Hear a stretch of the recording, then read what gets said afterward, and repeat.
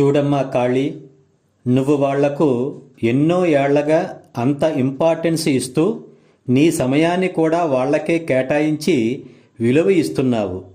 కానీ అది కరెక్ట్ కాదనిపిస్తుందమ్మా. ఎందుకంటే ప్రతి మనిషి తన జీవితం గురించి బాగానే ఆలోచించుకుంటూ తెలివిగా హాయిగా ఉంటారు. మరి నువ్వు నీ గురించి ఆలోచించావా? అదీకాక నువ్వు వాళ్లకు అంత ఇంపార్టెన్స్ ఇస్తూ సమయాన్ని కేటాయించడం వలన నీకు పని పాట లేక వాళ్లతో ఉంటున్నావని లోకవ చేస్తారమ్మా. దానికి గల కారణం నీ విలువ వాళ్ళకి ఎప్పటికీ తెలియదు కాబట్టి.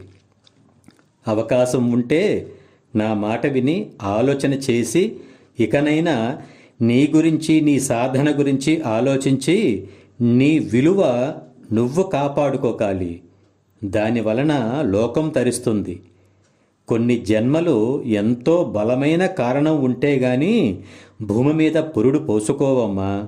అలాంటి జన్మలు పొందిన మీలాంటి వాళ్ళు అవసరాలకు వాడుకొని టైంపాస్ చేసి వ్యర్థమైన జీవితాన్ని గడుపుతున్న వాళ్ల కోసం ఆగిపోకూడదు కదా. ఇవన్నీ నీకు తెలియవని కాదు. నువ్వు మహాజ్ఞానివి. నీ ప్రేమ అలాంటిది. కానీ నా భయము అలాంటిదే తల్లి. ఉంటానమ్మా. నమస్కారం. జై హింద్.